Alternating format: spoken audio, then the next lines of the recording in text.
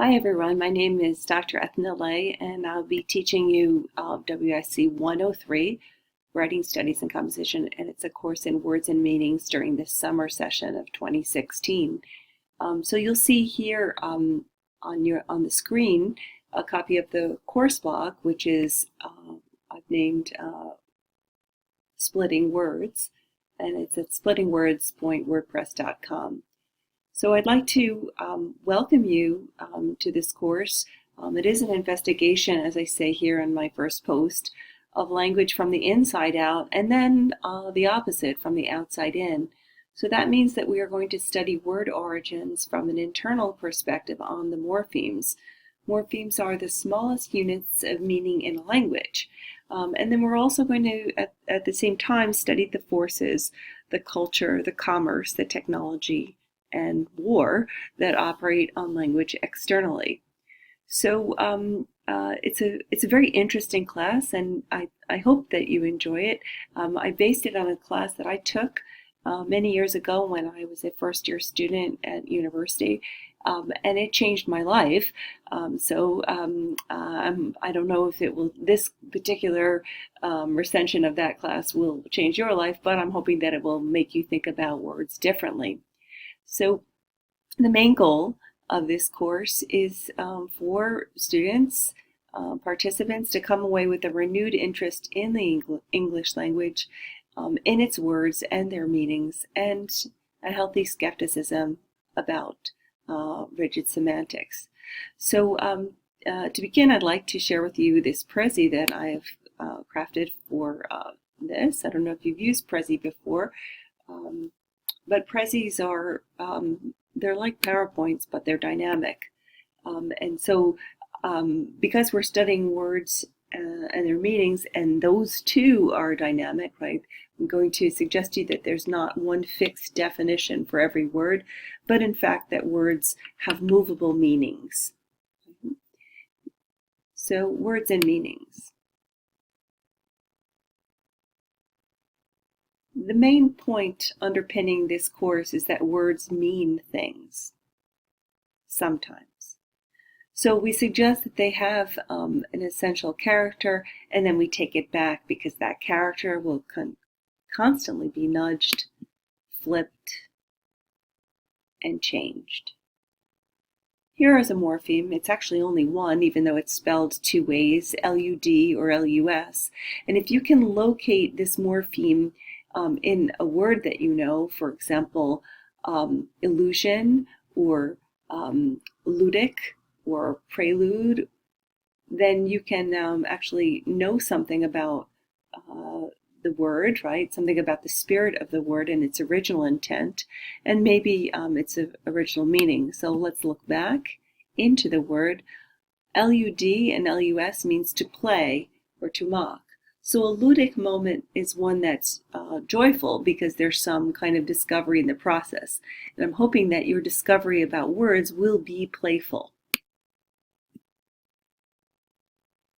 L-U-C, which looks very close to L-U-S, sounds the same, actually means something quite different.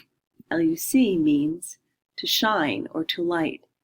And so we're looking through this investigation of words for greater lucidity in language and in understanding.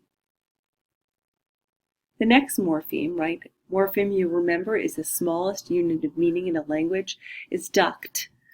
Duct means to lead. Certainly you've seen this word, this morpheme in words like aqueduct, right? Which means to lead water. Or over here on Long Island in Roslyn, we have the viaduct, which means to lead across, right?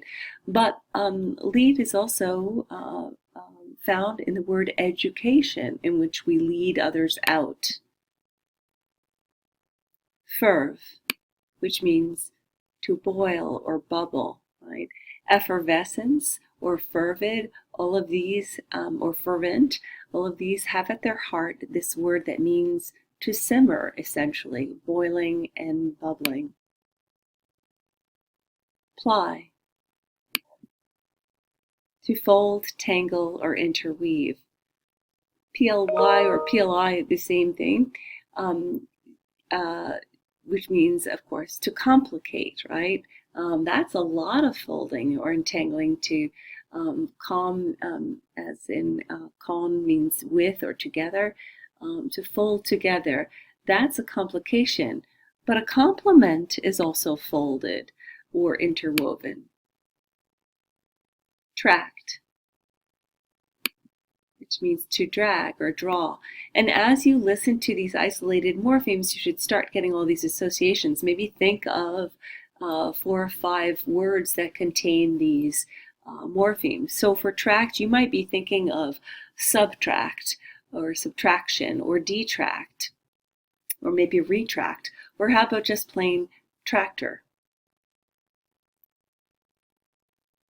When you use morphemes to understand language, you can drag or draw them closer to your consciousness and to your understanding.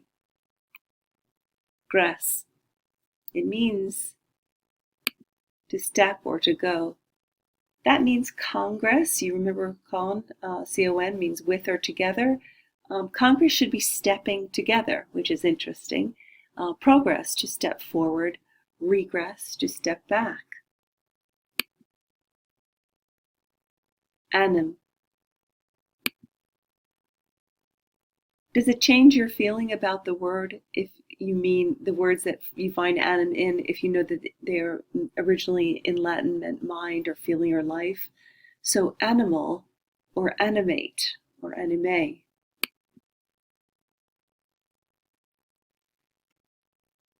We are going to be studying these morphemes, and you're looking at the Donald Ayres text, I'm sure. We'll be studying both Latin and Greek. We won't get all the way through Greek, but we will get into it a little bit and suggest some ways that you can teach yourself. After all, education is about leading yourself out as much as someone else leading you out. But we're not just memorizing word lists. Instead, we're going to be engaged in expansive collecting and in recollecting of these morphemes, right? These small units of meaning. You know lots of morphemes already. When I gave the example of aqueduct, I didn't actually have to explain what aqua meant. That was part of your vocabulary. But you also know some when I said regress or progress, maybe even congress, right? Re meaning back or again, pro, for or forward, and con, with or together. So by collecting and then recollecting or recollecting these morphemes, we're going to start to unscramble these recombinations of the smallest units of meaning in the English language. And in doing so, we will learn something about the way language changes internally because of physiological imperatives and externally from cultural influences. We will learn to pay attention to the way language is morphing, slowly but surely, and the way that language resists such changes, which is really interesting because even though there is this plasticity to language, there is some pushback, right, by the speakers of a language to hold it or set it in place. And these are the prescriptive grammarians you have met, whether they are teaching you in writing studies or history or philosophy or engineering or law or accounting. Language and the language Dysons will resist such change. So during this kind of study, it's likely that some of the features formerly invisible to us will start to surface. And as a result of our heightened awareness of the structure of English, we may find new ways to use words. And we will certainly think about words and their meanings very differently. Consider these morphemes: loc, nomen, limen, or pulse. Perhaps you know some of those. They mean as follows: loc, which means place. Start thinking of how you can use it as in locate or location, or dislocate. Nomen as in name, nominal or nomination. Limen for threshold, liminal or eliminate. Pulse, to push.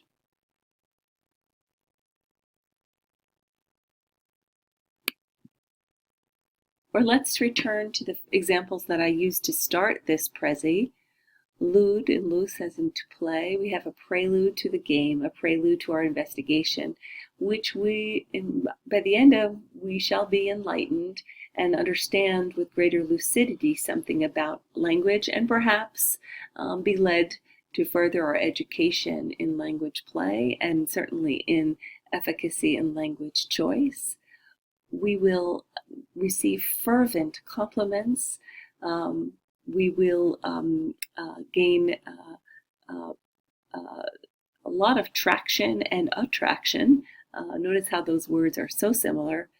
Absolutely make progress, and at least, the very least, animate our imaginations and the imaginations of those who listen to us. So I'm really happy to welcome you here to this class. The first thing that I'm going to ask you to do is to create a course blog. The steps are on my blog, and once you send me the URL for your blog, I will add it to the blog roll. So thanks very much. I'm looking forward to reading your work.